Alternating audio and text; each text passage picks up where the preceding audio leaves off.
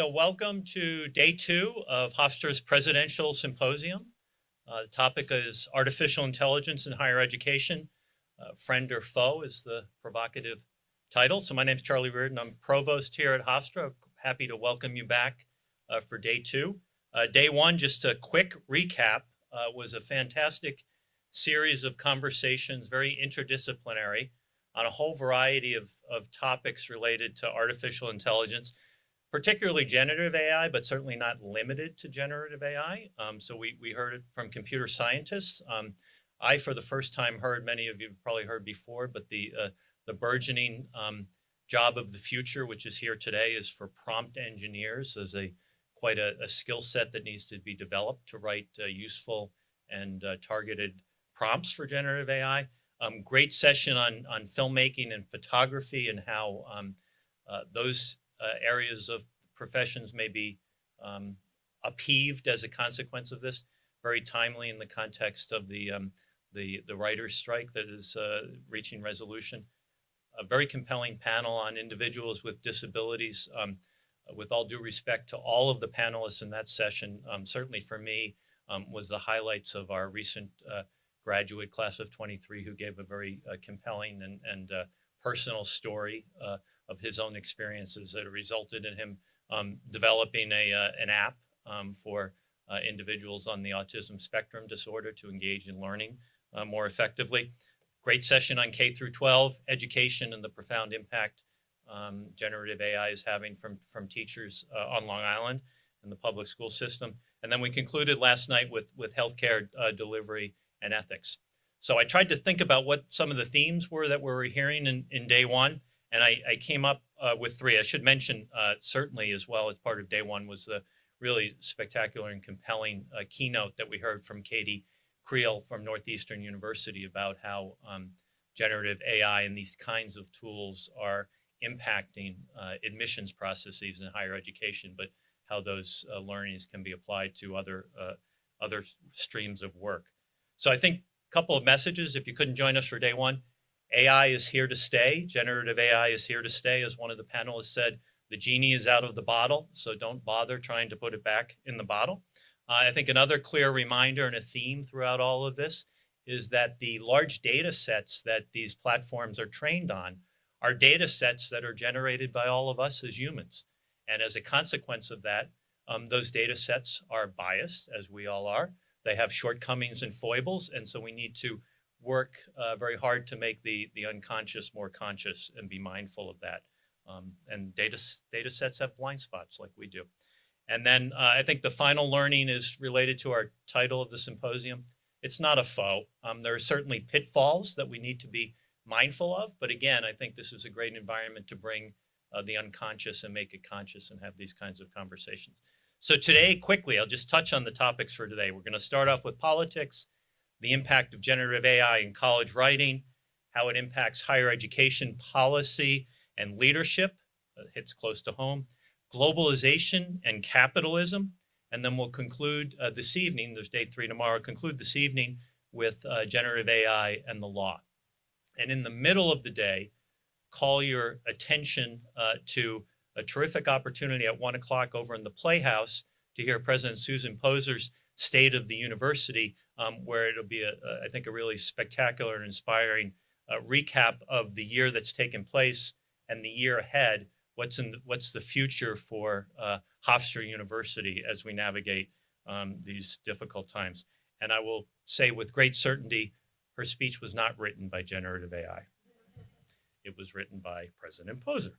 So that's at 1 o'clock at the Playhouse, and then following that, there's a reception with some food outside in the Roosevelt Quad. Is that what it's called? Roosevelt Quad. So with that, it's my pleasure to turn the podium over to a recent graduate of Hofstra University, an alum who received her bachelor's degree in political science and Jewish studies, Maxie DeBizo, who is now in our education program, our MSD program, who's going to kick off the panel with our 2 panelists. So Maxie, please.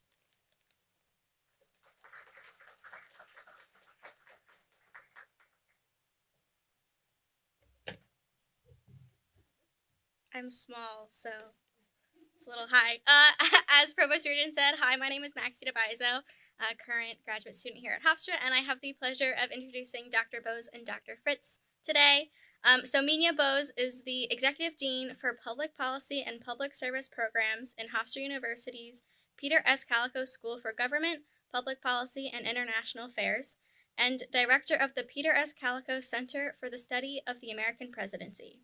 She is also the Peter S. Kalikow Chair in Presidential Studies and Professor of Political Science. Dr. Bose received her undergraduate degree in international politics from Penn State University and her master's and doctoral degrees in politics from Princeton University. Dr. Bose is the author and editor of several volumes in presidential studies, including most recently, Executive Policymaking, the Role of the OBM in the Presidency, with Andrew Rudolevich, Brookings Institution Press 2020.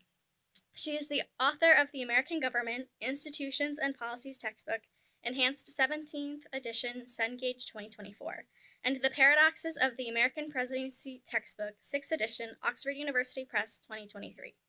She is working on a book about Obama's leadership in enacting the Affordable Care Act for the University's Press of Kansas's landmark presidential decision series. Dr. Bose serves on the editorial board for Political Science Quarterly and is a member of the Council of Foreign Relations. She taught for 6 years at the United States Military Academy at West Point, where she also served as the Director of American Politics in 2006. Dr. Bose previously taught at Hofstra from 1996 to 2000. She received Hofstra's 2020 Teacher of the Year Award in the Kalikow School of Government, Public Policy, and International Affairs. Next page. Paul Fritz is the Associate Professor in the Department of Political Science. He received his BA in Political Science from the University of Dayton and his MA and PhD in Political Science from Ohio State University. Dr. Fritz specializes in international politics, security studies, international organizations, and U.S. foreign and defense policy. Dr. Fritz has published in the Journal of Politics, International Interactions, Foreign Policy Analysis, and other venues on alliance formation, democratic imposition, and UN Security Council reform, among other issues. He also co-edited a volume on the foreign policy of the George W. Bush administration. Currently, Dr. Fritz's main research project examines how defended states respond to war-ending settlements with application to Russia and the post-Cold War era. He received the Teacher of the Year Award for the Kalikow School of Government, Public Policy, and International Affairs in 2019, and Hofstra University's Mentor of the Year Award in 2016. Please give it up for Dr. Bose and Dr. Fritz.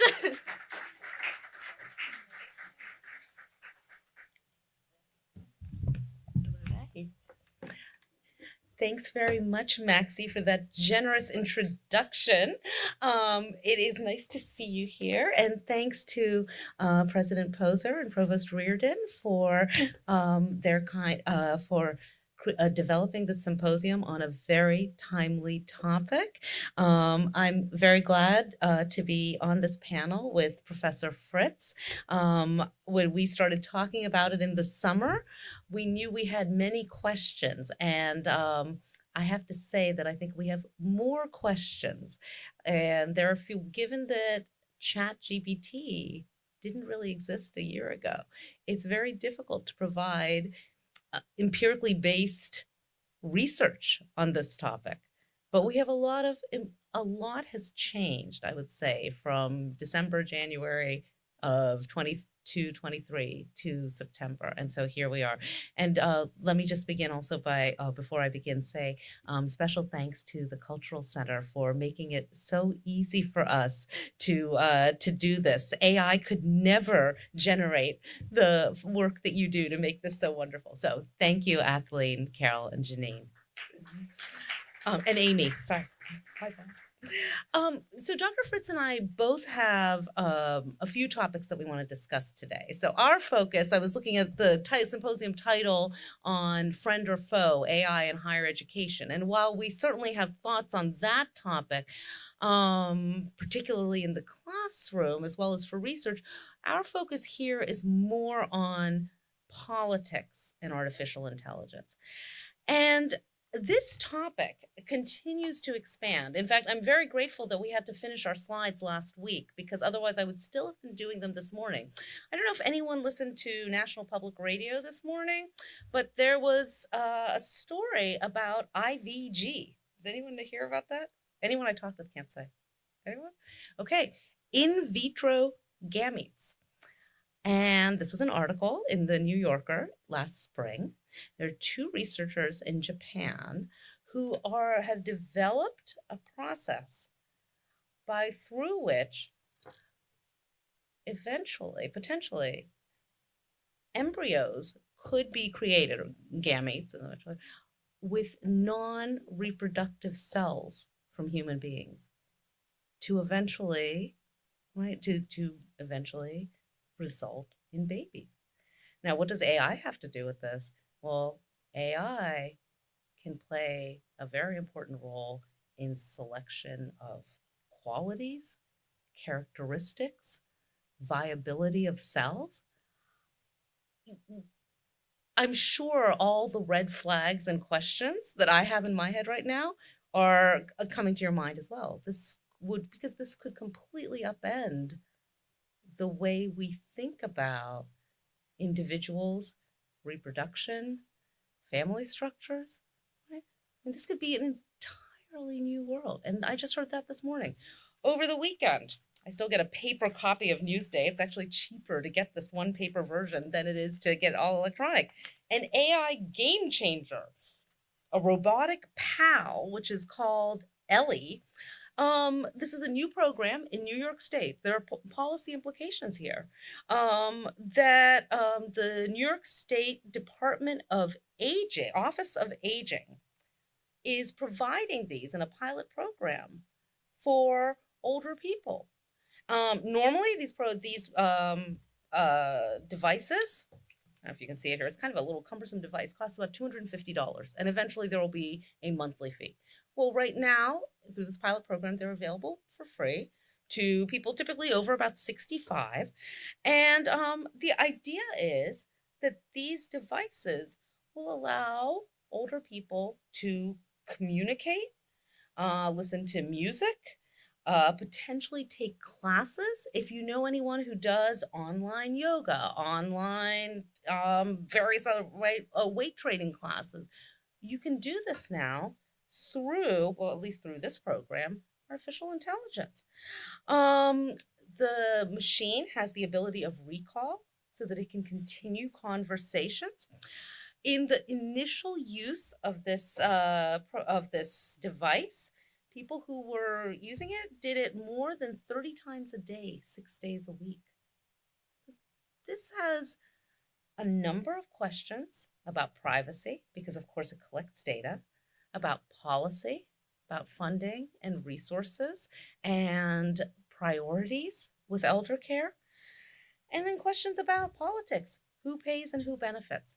So I just think it's interesting. In the last 3 days, AI has come up in two major areas that have serious policy implications. Now, to bring this into politics, there are a few sites that can be used. And actually, let me, I forgot about my slides. I got so caught up in this. Okay. So what I'm going to talk about in the next about 7 minutes is how AI might influence the 2024 elections, with particular attention to the third and fourth bullets, information and misinformation. And then regulation, of course, is a huge question. Let me stick with this. This is a quotation from an article last summer. Artificial intelligence and generative bots like ChatGPT are poised to upend modern American politics in the same way that social media reset the playbook in 2008, with mounting warnings for democracy. Now, I think many students in this room anyone who's studied the presidency or American politics has looked at the case study of Barack Obama's road to the White House and the role that social media played. It was actually fairly new in 2008, more significant in 2012, but Facebook was 4 years old. Twitter had just started, and the idea that people could communicate so rapidly was a novelty, right? This kind of has reshaped elections. In 2008, was largely seen as a positive. Since then, over the last 15 years, and I would say particularly in presidential elections, there's been questions about uses and misuses of social media. And AI takes that to a whole new level. So I want to talk about a couple of sources for election information, but let me just begin with, I just want to see, well, you know what, I'm going to come back to this. All right. Okay, so no, I can't see what you can see there. All right, that's the one I wanted. Okay, oh, got it. Okay, so, all right, no one who remembers this image, right? So I would like to hear from a student. Does anyone know what this image is? Anyone remember? Fall of 2012. Anyone remember? Think of what was so significant for New York, New Jersey, disrupted Halloween. Yeah, this is actually on Halloween, October 31st. I think it was 2 days after Hurricane Sandy, Superstorm Sandy hit the Northeast. President Obama made a trip to New Jersey, and this was Atlantic City, and was greeted by then Governor Chris Christie. Chris Christie got a lot of criticism for this handshake. In fact, it was described on a lot of shows as a hug. This was a week before the 2012 election. Some of Christie's critics, including in his own party, always had a lot of critics, said that this would cost Mitt Romney, the Republican candidate, the election. There's absolutely no evidence of that. By the way, I should say that Obama, although he had fewer electoral college votes in 2012 than in 2008, did won New Jersey both times. But Christie himself had to say this was a handshake, not a hug. Now, this was an actual photo, right? This image has been replayed many times. Christie has defended it, has spoken about the need for civility, that this is what the image illustrates. But I want to make clear, I don't know today, given Chris Christie, who will be on a debate stage tonight at the Reagan Library as a presidential candidate, whether someone would necessarily believe this image was true today. Now, I think I'm pretty clear what I'm setting up here. But, all right. Anyone remember where this photo was from? Okay. This photo is from March 2023. That's when this AI generated image was created.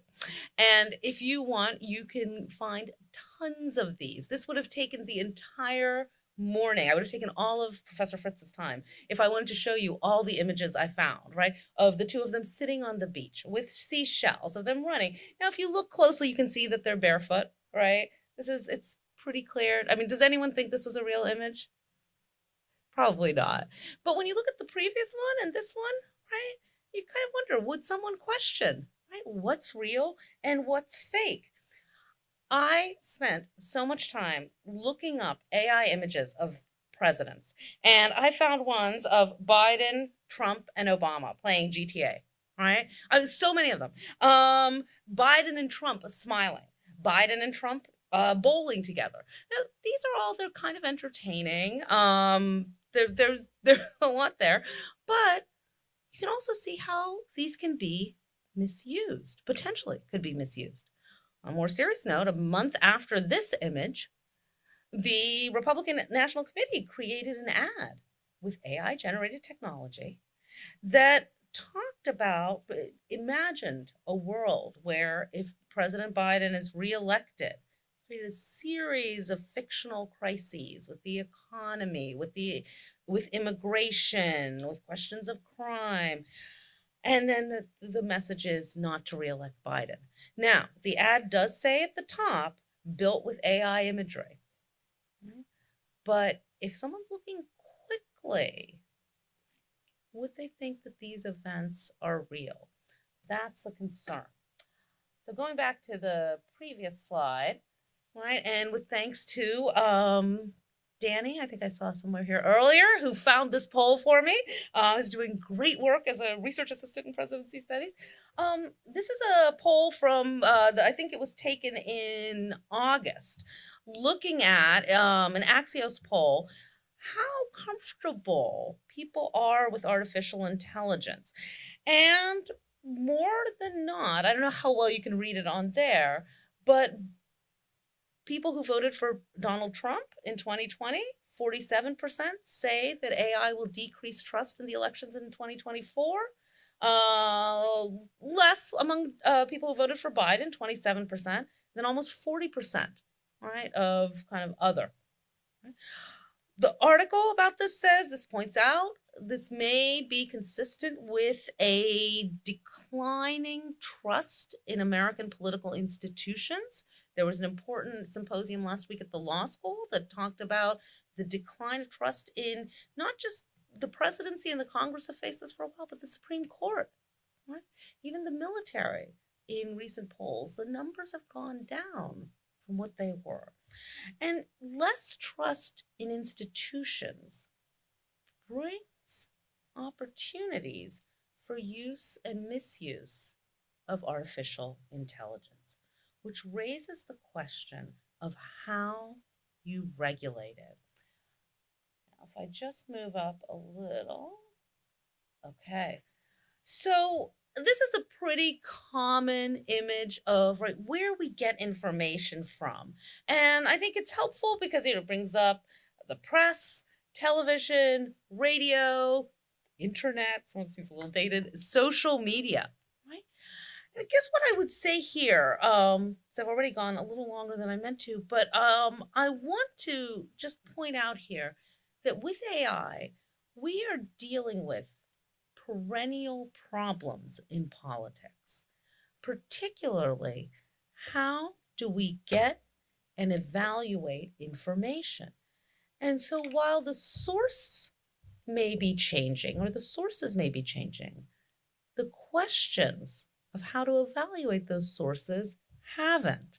Right? So anyone who's been in one of my classes knows I love to bring up the role of the media, responsibilities of the media.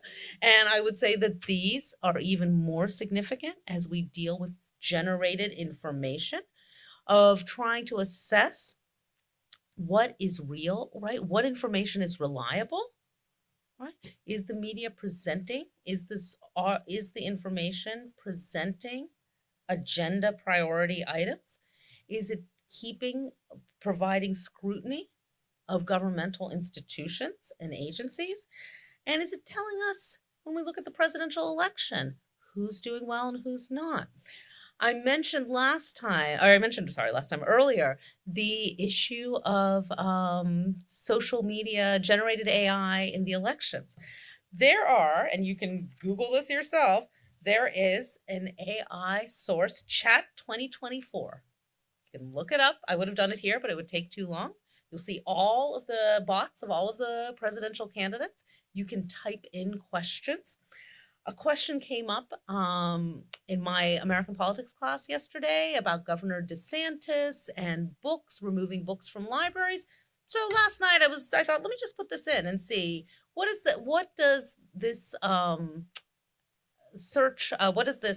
program tell us about DeSantis? So I typed in DeSantis and book banning. I get a series of sources, right, about Governor DeSantis saying he's not banning books. Books are still available in public libraries. The question is what books are available to elementary school, middle school children. A lot of interesting information.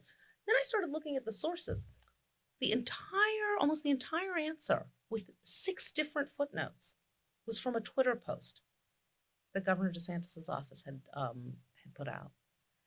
So this gives you some information, but not a lot.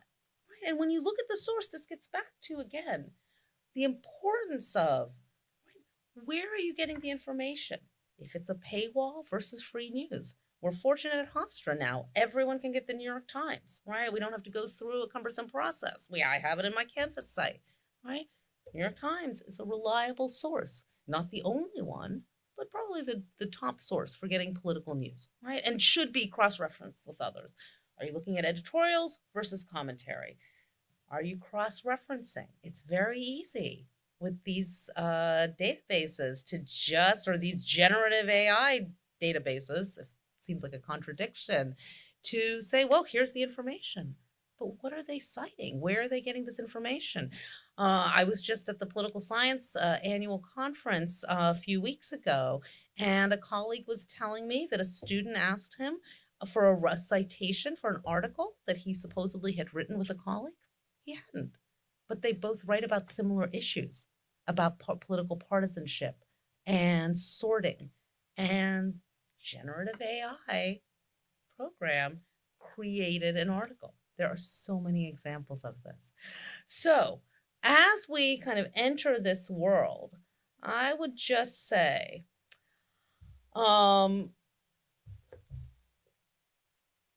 the world keeps changing, and it's a challenge for us as individuals to keep up. But the harder task, particularly as we look ahead to information and misinformation in the presidential race, is how do we regulate? Right? And how do we keep up with this world that has changed so much from last November to now? Right? The Brennan Center at NYU, Brennan Center for Justice, has put together a number of possibilities. Some of them are easier than others. I would say the question about having states and Congress create watermarks, digital signatures, transparency is key. There's a continuing discussion about going from the bottom up, verifying election information by social media platforms and the responsibilities that they have to not allow users to post, right, false information that's wrong, right? Not an easy task, but important. And then we get into kind of more institutional questions like the Federal Elections Commission, cybersecurity. This is an international as well as a national issue, which kind of transitions nicely to Professor Fritz's remarks. And so I think with that, I'll close by saying in the presidential race, AI is here to stay, and it makes it even more important for us to check and cross-check our resources. Because while I've been pointing out the pitfalls, the benefits for candidates who have scarce campaign resources, particularly their staff members, to develop news releases, quick announcements, AI has a lot of potential there, but it has to be checked and verified. And it's incumbent on us as students, as all of us as students of news and consumers of news, to be critical readers of that in this new AI generated world of generative AI in politics. All right, with that, I'll turn it over to Dr. Fritz. Thank you.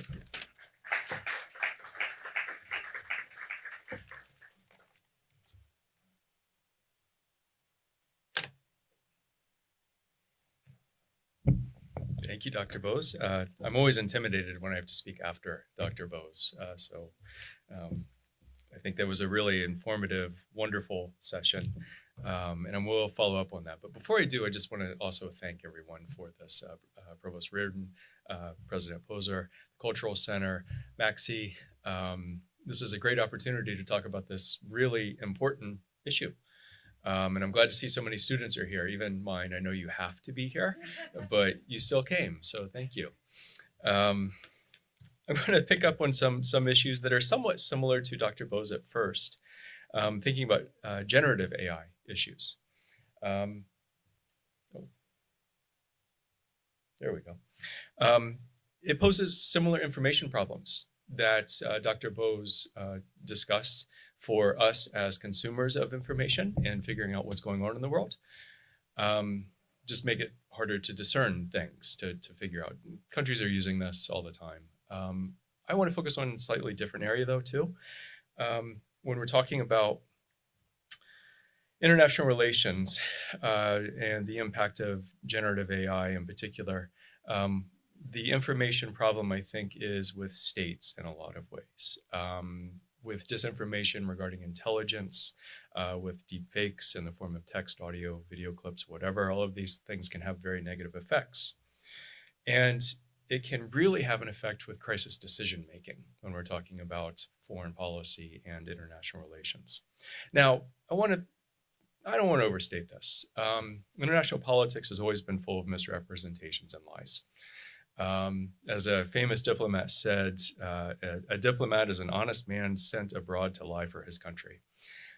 So international relations is full of misrepresentations and lies. And the problem of trust in institutions that Dr. Bose mentioned in our domestic context is much less of a problem in international politics because there is no trust to begin with in that sense.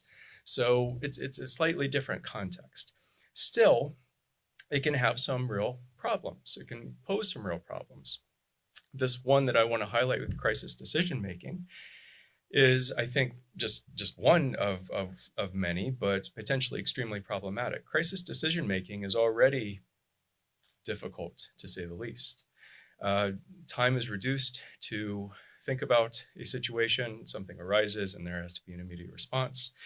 The stakes can seem very high. This is when nefarious actors might be able to use generative AI to shift the narrative of what's going on. And it's particularly bad because we already know crisis decision-making is prone to so many pathologies. Confirmation bias, for example, where we reject information that doesn't confirm with our prior assumptions, but accept those that do. Well, that can be easily manipulated with generative AI tools, whether it's text, videos, or other sorts of things, to try to shape the direction of a crisis. So it just enhances this.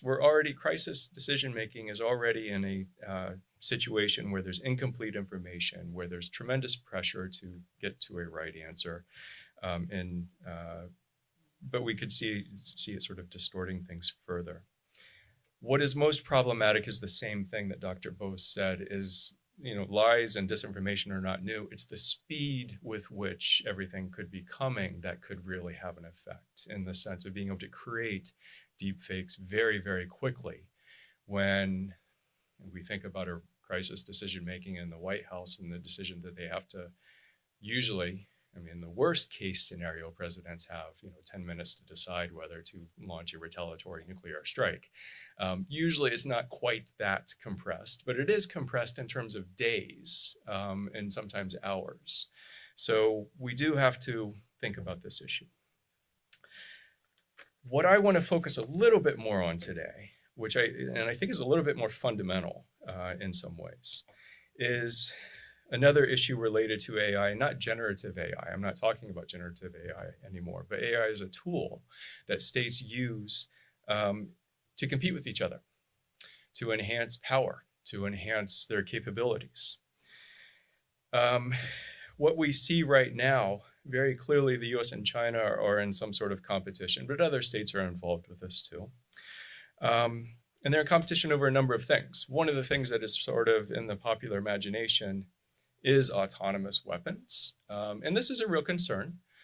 The idea that AI could be used to make super smart robots, essentially, to be able to replace humans in fighting and with decision making. I think that right now, the way that this is being viewed is, or the way that most militaries and states are viewing this is that this is just, the technology is not there right now. It's not possible. There's a lot of hype surrounding this.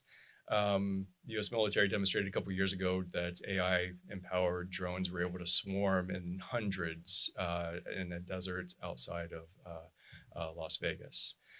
Well, that was because they trained the drones for months and months and months on that particular location with particular conditions that were there, with nothing else flying around, everything known. Basically a perfect information setting. So autonomous weapons aren't going to be really my focus either, because we're not there yet, hopefully. We are seeing deployment of AI boosted drones in places like Ukraine. That is happening, but they're boosted by AI. They are not fully autonomous in the sense that they're choosing what to go after, what to target, this kind of stuff. They're just getting better information to the pilots of the drones, essentially, which is useful.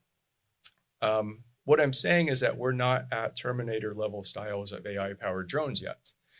And I don't think we will be for the foreseeable future, which I think is very good. Where I think there's more stuff that we need to consider is getting to how AI technologies can affect the nature of power in international politics. This is something that international relations scholars have been thinking about for years. That has been around much before we all became aware of ChatGPT and other types of things. AI technology is exceptionally useful. Some of the things that Dr. Bose mentioned earlier in different fields, well, these have applications in all kinds of areas, whether it's private firms increasing efficiencies and how they produce different products, states and how they can deploy more effectively their resources and all of these types of things. What we have going on, very much so, is sort of a competition for AI dominance between the US and China in particular right now. And dominance because it contributes to economic and military capabilities or economic and military power. The thing is, we don't know exactly how it's playing out just yet. We know some elements of it. We know that both states and beyond the US and China, other states are really taking this seriously. What we do know, though, is sort of from history, is maybe we can take some lessons from history from other technological disruptions and think about the critical questions that might emerge from this. And we have a good body of evidence to be able to do this, thinking about how all of this stuff is going to play out over time. The short version of the story, and I'll get to a slightly longer version in just a second, is that we have this long history of seeing new technologies emerging, where one state harnesses this new technology first, gets a short-term advantage, other states sort of catch up. There's a type of equilibrium that eventually emerges. Often those technologies come from civilian sources, in the sense that the state is not directing the research in this way, but somebody figures out a better way to do something, and then it gets applied to things that states can harness for their own purposes and their own power. Given sort of this pattern, I think that there's a concept we can pull on to try to get to the questions we need to answer about AI in international politics. And that's called revolution in military affairs. This concept of revolution in military affairs can be defined as new technologies that are integrated into new weapon systems and doctrines that fundamentally alter the character and conduct of warfare. Now, this is somewhat limited in terms of a definition of state power because it's focusing just on coercive capabilities. I'm not going to be able to touch on economic capabilities and other things that go into power within the international system. But I think this is particularly relevant because military capabilities are still so important to states, and AI has so many potential military applications. The pattern that we see coming from past revolutions in military affairs is pretty fascinating. One scholar says that there's basically 10 revolutions in military affairs over the course of several centuries. I'm not going to go through them all, but a couple are interesting to think about in this context. I like the artillery revolution because it's particularly interesting. Basically, it's sort of better cannons emerged, and it fundamentally altered who was powerful and who wasn't. Whoever had these cannons could just slam through the fortresses of their opponents. This technology came not from states thinking about how do we make better cannons, but from bell makers who wanted to make bigger bells and discovered better metallurgical processes to make stronger steel, stronger alloys. This revolution spurred the revolution of sail and shot, where instead of oar-driven ships, you got sail-driven ships that could carry heavier things like those more powerful cannons. That drove the fortress revolution because once you have the more powerful cannons that can destroy the fortresses, you have to build bigger, better fortresses that can withstand this. What's emerging at this story is similar to later too. So in the 19th century, we have new technologies in expanded railroads and telegraphs, which was telegraphs, I know, old school, but revolutionary at the time to be able to communicate instantaneously or essentially instantaneously from across the country. These get integrated into military systems very quickly and change the way that countries can fight. The interwar revolution in mechanization and aviation. Well, taking new advances in internal combustion engines that are being applied to cars, putting them in tanks, and making these tanks extremely fast, integrating them with better airplanes, along with wireless communication. A new form of warfare comes about. Germany calls it blitzkrieg. So it's got this tarnished because of this name, because it's named by Germany in World War II. But this is the way armies fight till today, combined arms using these new advanced technologies. The nuclear revolution in 1945 emerges and is very much a revolution. And I'll talk more about that in a second. But all of these things together essentially make military force more efficient, meaning that states have more power in that sense. They're gaining power in some ways. But in each of these instances, what you see is a revolution, a new technology comes along, and relatively quickly it's matched or countered by other states. A type of equilibrium emerges eventually, that the advantages are essentially balanced out. Is AI, and does what AI represent, similar or different to these past RMAs? That's sort of the question that I have here. I think that it's maybe not, right? There's some reason to think that it's very much similar. Like past revolutions, AI is an enabling technology. That is, it's not a technology for warfare. It's not a technology to gain power, but it's a technology to do things, and you decide what to do with those things. That applies to nuclear technology as much as anything else. It's an enabling technology to do things. Come back to that. AI also is coming from civilian sources. This is where all of the real research is coming from with AI, right? So there's the government has, there's actually the US government has been really criticized for not investing nearly enough in basic research with AI recently. And that's changing now, it seems to be. But all of the advances we're really seeing are coming from private corporations, the civilian sector. So in that way, it's very similar. But are there challenges? Are there unique challenges of AI? And here I'll get to this quote in just one second, but I'm sort of referring back to, I'm thinking RMAs and sort of the organic process in which some sort of equilibrium emerges. And I'm asking if the AI's revolution is so much different than these past revolutions, will we reach some sort of equilibrium or the ability to control the technology? This quote from AI leaders from earlier this year sort of is kind of an expression of this, that they're worried we can't control this new technology. Mitigating the risk of extinction from AI should be a global priority alongside other societal scale risks such as pandemics and nuclear war. It's scary, right? These are the smartest guys in the room, smartest guys and gals in the room talking about the implications of this technology. But I take a different view of this. I don't find it as scary. And I'm not trying to be Pollyannish about this in this sense. I mean, this statement sort of says we already have multiple threats to humanity. We made one of them, right? We made nuclear weapons. That is of our own creation. And what we saw is essentially that we have, in fact, been able to regulate nuclear weapons in different ways. We've come to figure out how to not use these things, how to limit their spread. There's two different ways, right? There's the self-regulation that emerged with nuclear weapons in sort of an organic way, and that's through deterrence. Things are so destructive that we've basically decided not to use them. Yes, for deterrence to work, you have to envision using nuclear weapons, but it raises the cost of war so much that you can't really ever envision pulling that trigger to do so. So it's a type of self-regulation based upon ultimate destruction. It's not hopeful in any way whatsoever. It's awful, but it has proved to be relatively stable.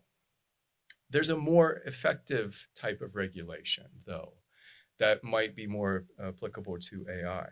And this is purposeful regulation. we can go back through history and think about all of the different laws of warfare that have emerged through time.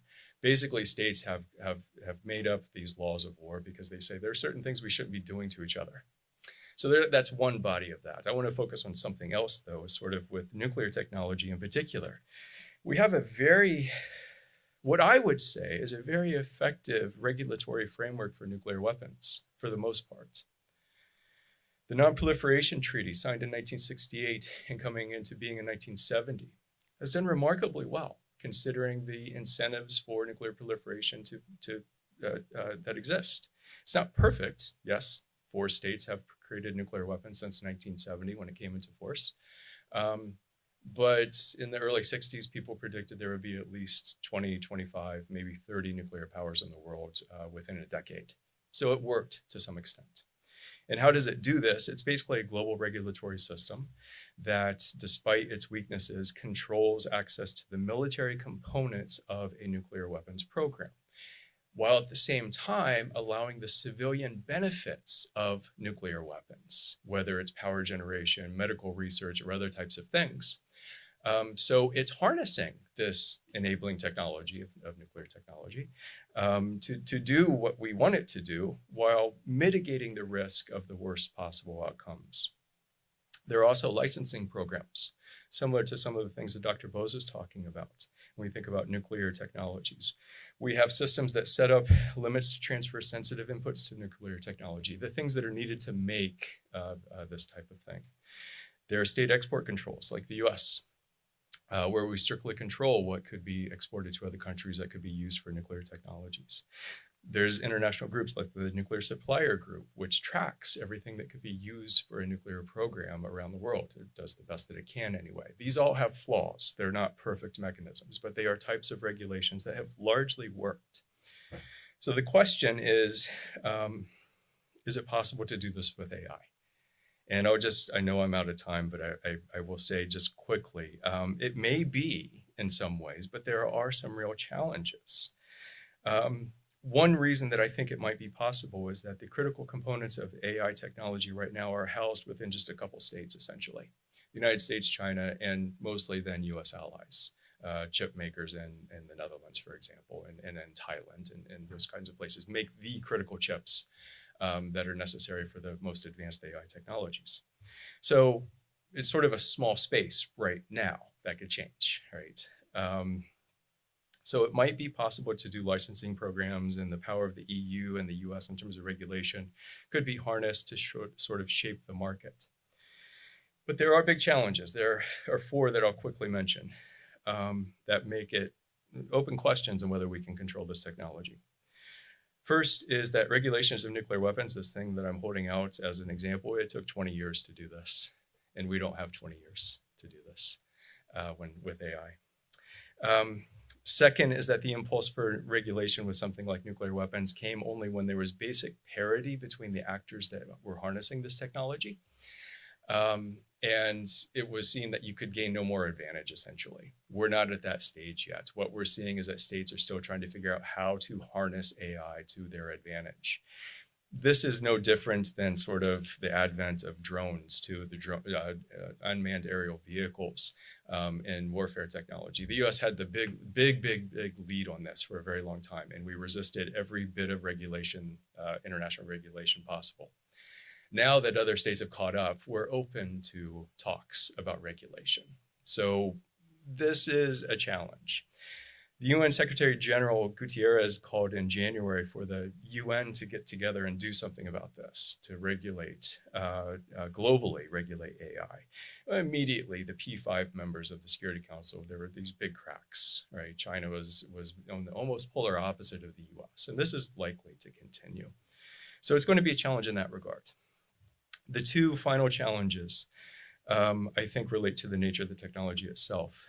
The speed of advancing of AI technology is something we haven't seen before in terms of these revolutions in military affairs. Can states keep up with this change? And it's unlikely that they will be able to, is my guess. The final challenge that I'll put out there is that nuclear technology, even drones to some extent, and other sorts of revolutions in the past, were basically controlled by states. You had to have the resources of a state to be able to harness nuclear energy and other types of things. And that's not true with AI. AI could be the most sort of democratized source of power that the world has ever seen, that non-state actors would be able to harness this in ways that they previously were not able to do this. That's going to make regulation even harder, especially on the international scale. Let me end there so that we can get into questions. So thank you.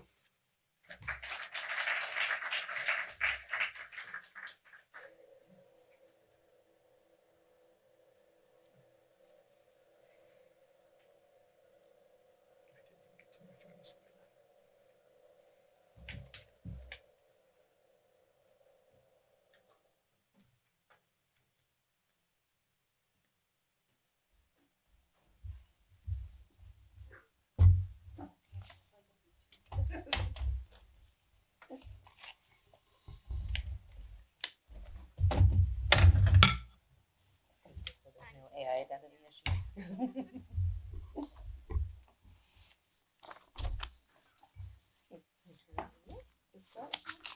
think that gentleman in the back has a question. If you want to come and just speak into the microphone. And I should say, we also have, Maxie has questions too, so we'll kind of go, but we'll kind of bridge our commentary with the audience comments. Thank you very much for all this information. Really appreciate it. With regards to the things you're talking about that are so complex, requiring regulations, do you have to tell the truth in politics? Do you have to, can we regulate things internationally? Just taking a step back to our little academic world. I've been asking this question, boring all my friends with it. Is the use of AI in academia an academic crime similar to plagiarism?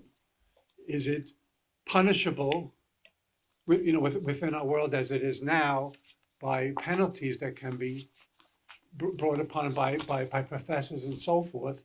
We have plagiarism checkers in our academic platforms like Blackboard and Canvas. Now they have some chat GPT detectors. Is it plagiarism if it's unattributed? And if students do using that instead of work, is it an academic crime that's punishable by penalties? Well, that is, I guess, the fundamental question for academia. And I would say that I think the answer has shifted a lot from last winter to now. I think the key phrase that you used was, I'm blanking on the word, but just the citation attribution, right? And if you look at last December and January, I remember a lot of colleagues from universities across the country were discussing how do we deal with ChatGPT in our syllabi? What do we say? And at the time, and again, this was 9 months ago, the focus was very much on saying it's not allowed, right? That this will be, the effort was, I think, to try to track and to regulate it. Now I would say that the focus is more so, though that's still one option. Another one is that you can only use this. I'm actually taking this from the provost page on different options for use of AI. You can refuse to allow. You can say it's not allowed.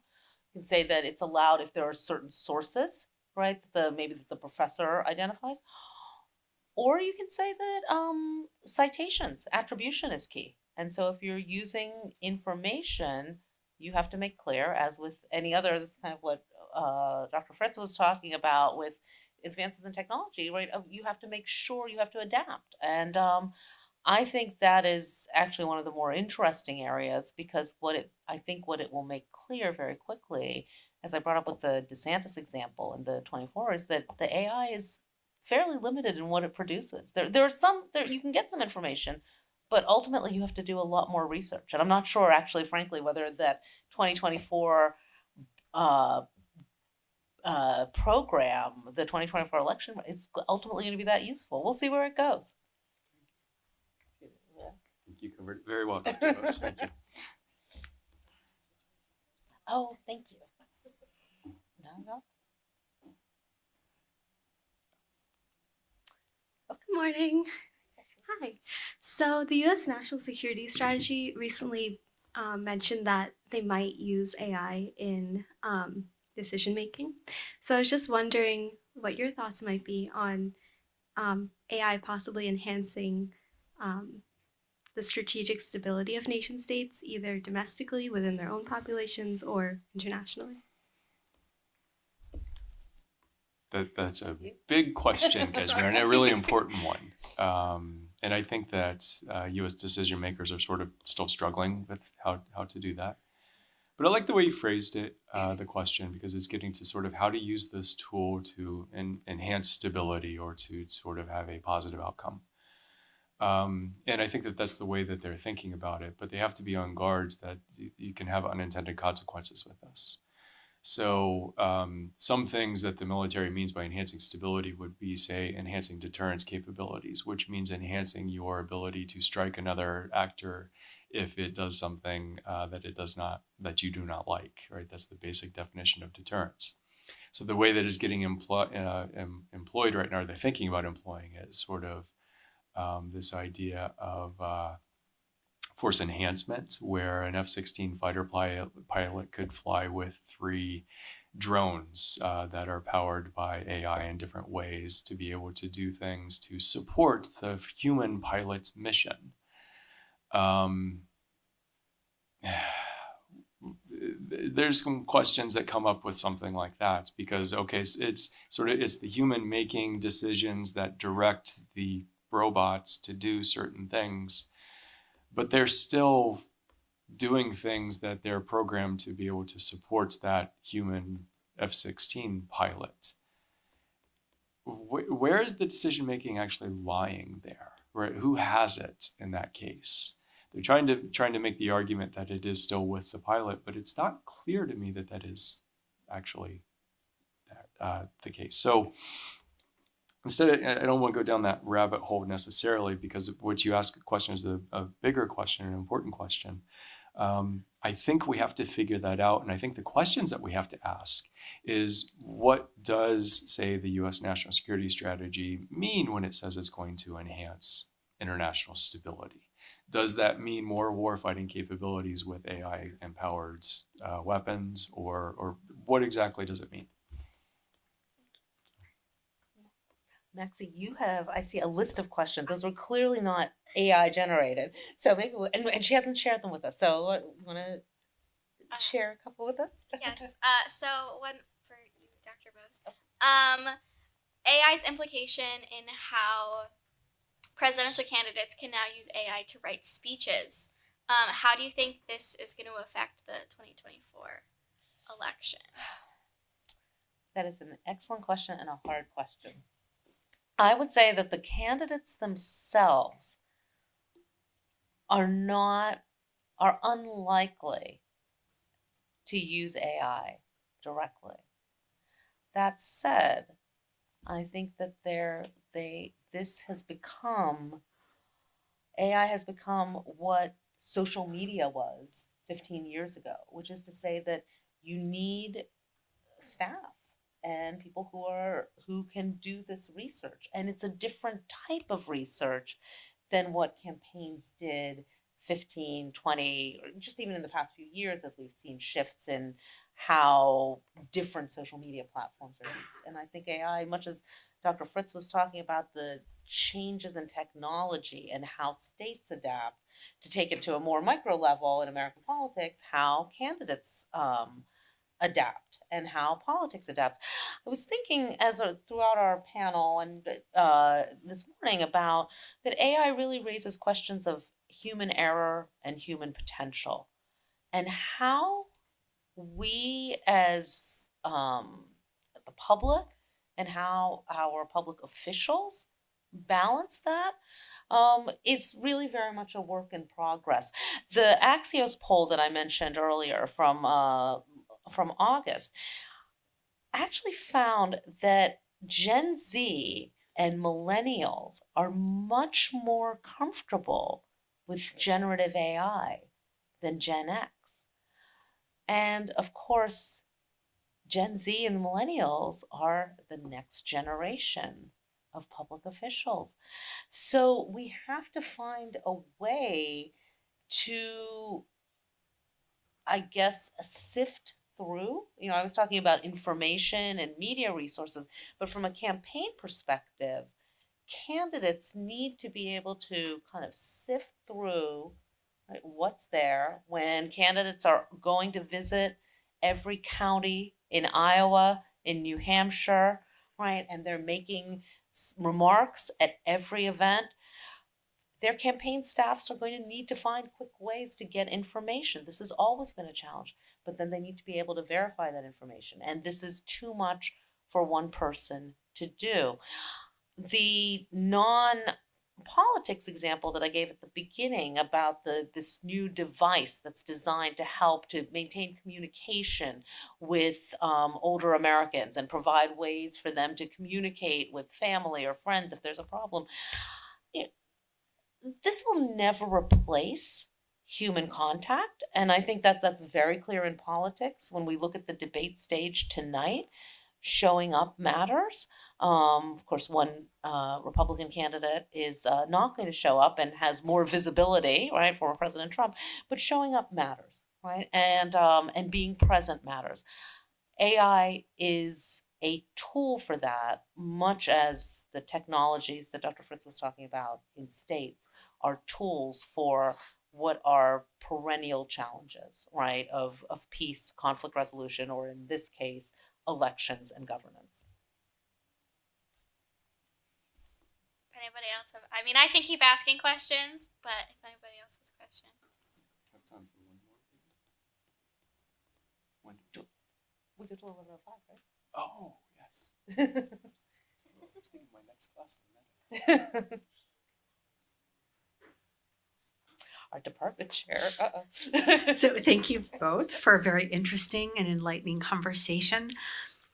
As a political scientist, I think one of the questions that I always have is, what is the impact of AI in how we understand democracy? And we talk about illiberalism, conspiracy theories, adding to the erosion of democracy, not just in the United States, but throughout the world. And so I guess to put to both of you, how do you think AI will affect the robustness, if you will, of democracy and, you know, for the 2024 election in the United States and maybe abroad? Okay. Do you want to start with the world, and then I'll take the United States? Sure. It's a great fundamental question, of course, Dr. Dudek. So my answer, I think, is that it depends on how states are going to use the AI technology. Illiberal states are already using it to crack down on their own citizens and increase surveillance. China has the most extensive surveillance system in the world, and a lot of it is getting better and better because they're integrating more AI technologies with facial recognition and other things that are able to track their citizens, not perfectly, but getting close to it, right? And it's just going to get better and better. China's been exporting some of that technology to places like Hungary and others that are democracies, but clearly not very liberal anymore, and are going in the different directions. So there's this, again, it's a tool. Liberal democracies could be able to use AI to tackle previously unsolvable public policy problems and other types of things, while having restraints on private information of their citizens and respecting civil liberties and things like this. But if that's the key point, right, is that's that firewall, and deciding that you can't do those certain things. If you've decided that, well, we can track, we can surveil, we do want to get all of this information, then AI is going to be a tool to undermine democratic movements, stifle any sort of democratic sort of stirrings in non-liberal places right now, and will be used by, actors in states that are currently liberal democracies but have ideologies that are hostile to liberal democracy. So I think it's a great worry, and I think when you combine this with the democratic backsliding we see around the world, that is sort of the ideologies, the ideas of democracy seem to be in decline relative to what they were about 10 years ago, or maybe a little bit more, and the rise of more authoritarian structures. and more ideological competition between those ideas, rather than sort of, authoritarians are no longer hiding their authoritarianism by talking about democracy. They're sort of more fully talking about this. When you combine that trend with the incredible capabilities of these new technologies that are coming online, it's as a political scientist, I'm worried about this. So. I think that's a fair point, and I know, Dr. Dudek, your own research speaks to this, and you'll be talking about it later today about challenges of illiberal movements and threats to democracies. From the U.S.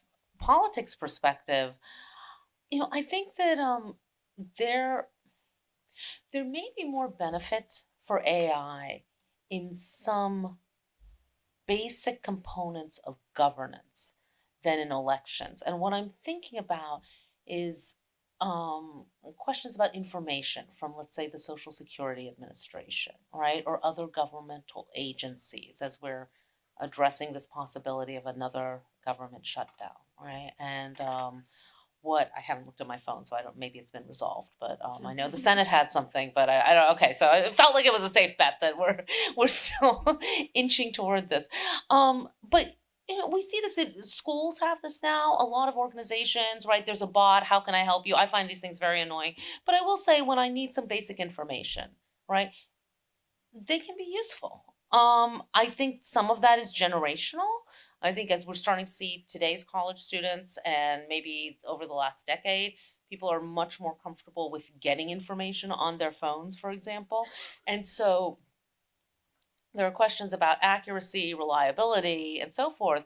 But AI can be helpful for information sharing, right? If it's just kind of basic agency information.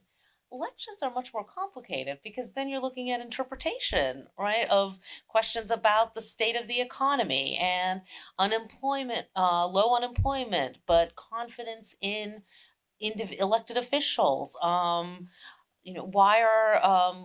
do certain individuals poll higher than others? What will the state of the economy? How will voters look at the economy in September 24 versus September 23? Those questions, I think, are much where AI can be used in very dangerous ways. And I'm not sure, because we're still looking at this with Facebook and other social media, on how to regulate the spread of misinformation. If you read Heather Cox Richardson's Letters from an American, she had a column a few weeks ago that actually talked about this issue of misinformation in recent presidential campaigns and efforts by foreign states to intervene in U.S. elections. And these are real concerns. So I think that becomes, there's a need for regulation. But how that regulation takes place domestically as well as across states.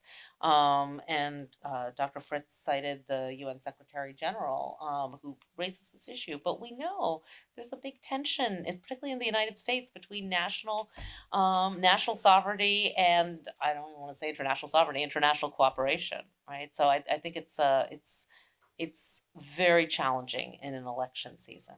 So Thank you very much. thank you. I'm just curious. I'm going to ask a question. How many people here? Sorry, I'm just moving slowly. How many people here have tried any of these, like Chat 2024, or looked up information on the election? Really? Anyone? Oh, I thought you had your hand up. I mean, if you're someone who consumes news, I'm frankly not sure that this is very useful. And I think there's a business element to this right now, right? People are creating these devices and programs. They're free now. They won't be free eventually. They want to make money, right? I mean, it's kind of the issue of free information. I think if you are even more than a cursory reviewer of news, you can get through the generative AI information fairly quickly. And that's why I think, coming back to your question, Maxie, there are uses for it on a very basic level. But it's absolutely essential to have human oversight, analysis, oversight, and reaction for this for it to be of any real use. Hi. First, thank you for this perspective. It's a lot of good information for me, so I appreciate it. We were talking about regulation, also how AI might affect the elections. Talking about regulation, the slide that went up earlier, I mean, I'm 69. I used to get my news from newspapers. I watched the news, Walter Cronkite, and they called it the news because it was facts. You could see it, and it existed, and it was not an interpretation. But with Photoshop and now AI, you don't know what to believe. So I guess, I don't know if this is a question or a comment. There was a Communications Decency Act that Congress passed, and there was Section 230 that exempted many of the technology companies from, I guess, prosecution or litigation if they said something that was false, because it determined that they were not publishers. They were just doing the news, and so far they couldn't be, criticized for giving misinformation. So my suggestion and comment is, when you talk about regulation, that should be addressed as well, because AI is just, a huge step beyond this thing about publishing. I consider AI publishing. If it doesn't exist, you have that picture that you showed. It's not a real picture. To me, that's sort of like publishing. So I guess I would like your comments on that and how it relates to Section 230. Well, A lot of stuff there, but no, sorry. that's a great question, and of course, or I'll start this, and then I think maybe Paul, you might want to add to this as well. The Communications Decency Act, this Section 230, has come under a lot of scrutiny and criticism, right? And particularly, I'm thinking about Facebook, right, in 2016. The idea that social media platforms are neutral, that they are just they are not producing the information, they're just disseminating it. The congressional hearings where Mark Zuckerberg has testified over the past few years point out, I think, the limitations of that. And particularly with some of the information, I'm thinking like Cambridge Analytica and some of the sources that were providing information have been providing information in the last few years. I think the challenge is really, I'm kind of really wrestling with this institutionally, how we get agencies to regulate social media and how we regulate AI. Because when you brought up the images, what comes to mind is actually are comedians and humor, right? And how before we had generative AI, how Saturday Night Live and other shows, the one who did the session with President Obama, Zach Galifianakis, right? It's hilarious to think about the between two ferns. So these are they're obviously, a lot of times you have parody, right? You have entertainment, and these are protected forms of speech. And so actually this is getting me into some new territory because the Supreme Court hasn't addressed this yet. But it's a question of expression. And then once we go into that, I was just teaching civil liberties yesterday. The burden of proof tradition has in recent years has fallen on the government to show that expression is posing some sort of imminent harm, right? Not just a clear and present danger. So I think I know this is a very kind of, I'm moving in several different directions here, but I think the question of what platforms have to do and what individuals, right, the rights of individuals and the responsibilities of social media platforms may not be the same. And I think that that's something that's going to be ultimately probably adjudicated in the courts to a certain degree, but certainly is being discussed on Capitol Hill as well. So, I'm sorry it's not as definitive. No, it's all right. It's generative. A quick comment, and I will sit down. When I watch Saturday Night Live, I expect comedy. I don't really. But my concern is that many people are seeing what they see, and they think it's real and it's news, and it's not, and that could. Absolutely, and I grant thank that. you. I mean, the ad that I mentioned, it's just. I mean, that's a concern, and it did say it was generated by AI, but there is a difference, and I absolutely grant that. So there's a couple of things I would add to this as well that are indirectly related to it, but I think important in this context. After 2016 and in particular, a lot of academic research geared up on identifying misinformation that was being posted, and it's basically being shut down now because of political challenges to it, because it was posed. One political party in particular said that it was targeted against them. And so there's all kinds of pressure for especially public institutions of higher learning are getting huge amounts of pressure to shut down those centers. They're being tied up with millions of dollars in lawsuits and legal fees.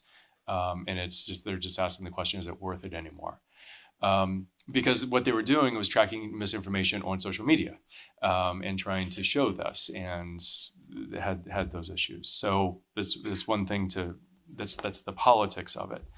Another sort of getting to some Supreme Court, the Biden administration was recently found to be, according to the Supreme Court, in too much contact with social media companies regarding what they were considering disinformation. I don't know where it's going to go, and I'm certainly not a lawyer, but it seems to have some pretty important implications in this, limiting the government's ability to impose any type of regulation or try to even monitor or police in some way misinformation that's out there. But what I'll point to is that other government entities have gone a different direction. I don't want to steal any thunder from Dr. Dudek, who I think will be talking about this afternoon. In fact, I'm sure she's talking about this. But the EU has done things like the Digital Services Act, and I wish I had an AI chatbot in front of me right now. I can't remember the 2018 regulation that was passed or that started in 2018. Okay. Exactly. So everybody attend Dr. Dudek's session with on regulation and the AI structure, because I think that, what we're seeing is in fact the EU and is trying to lay out what is the responsibility of social media companies to try to prohibit disinformation from appearing on their platforms. And I'm sure Dr. Dudek has a much deeper and richer understanding with that. So please attend that session later.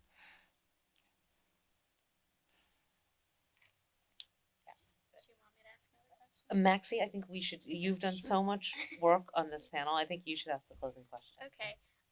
So we kind of touched upon how social media was like a big thing that happened, and now AI is kind of this newer big thing that is happening. But my question is kind of, if they work hand in hand, how do you think that will impact domestic policy and then international policy, kind of relating to the images that you've shown, how one was an accurate image and one was a photoshopped image? You could do that with international leaders, and how that might impact crisis decision making in a moment, kind of geared toward Dr. Fritz, and then how you think that will impact, Democrat-Republican divide in the future. Ooh. I know that was a zinger of a last question here. It could be another panel. What do you want to do first, the world or the election? I'll try the world, I guess. Might be easier. In some ways, I'm a little doubtful it's going to have a huge impact. Just a couple years ago, Iran posted all kinds of pictures about the new drones that they were flying and the new missiles they had tested, and it was all fake, right? They were good fakes. They were real good fakes, but we found out that they were fake. So generative images outside of a crisis context, I don't know if it's going to shape a lot. Now, states might use propaganda. What we're, I think, very likely to see is Russia, again, trying to push a lot of propaganda for the 2024 election. I don't know if it'll have any substantive effect, but they might be using more generative AI techniques to get pictures out there that they support their favorite candidate, that kind of stuff. So I wouldn't be surprised if that happens. But in terms of the deep impact, I'm just a little skeptical right now. And maybe I'm just a jaded old person in some ways. But, the Internet of Things was supposed to change absolutely every way that we lived our lives. Cyber conflict was going to fundamentally change international conflict too. And it hasn't, right, is the short answer. So I think that there's important effects in that way, but it's not an area that I'm as concerned about as maybe others are. Well, I think that's that is an optimistic note, and I while I see a potential for kind of a grim future, there's I was also just a- talking about the world. So it's- but there is in the United States, I think, kind of a hopeful one, and it kind of builds upon a little bit of what was just said, in that what AI brings is the need for rapid response, right? And that people need to be campaigns have to be prepared for the possibility of deep fakes.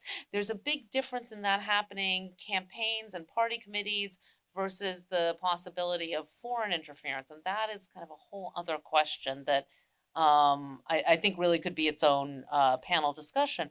But I guess, Maxie, this question of what this means for the election, I think we in some ways can't even know what it's going to mean in the fall of 24, when we will have two major party candidates, versus the fall of 23, when at least one party is going through a nomination process and there are questions about what the other party, whether there will be a change. Seems unlikely, but nevertheless, so that's there. In that circumstance, I think that relying on generative AI is very risky, and seems to be in some ways for campaigns, because there is such potential for people to be called out for misusing it, that I think there will be some hesitation there. I think, what I was talking about with those images, like, you can go down this huge rabbit hole of kind of seeing all of this stuff. Ultimately, it's entertainment. That's why I brought up comedians. This is kind of seems to be, there is the possibility for real risk, but there's also kind of a lot of fluff out there. And I think at this point in time, and again, as we look ahead to a primary debate this evening, candidates, it's risky to engage in fluff when you're trying to build a name. And so I think preparation and rapid response are key. But at this point in time, I think AI is still too new for candidates to count on it as a tool. But we'll see what the future brings. So I think with that, we thank you for your time and listening to us and for your questions. Maxie, thank you for guiding this discussion. Hope to continue. And I think, Athleen, is there another event here coming up? Okay, so please stay tuned. And then there are events. The president's State of the University address will be in Adams. And then panels back here this afternoon, including, I think, Dr. Dudek's at 4:20.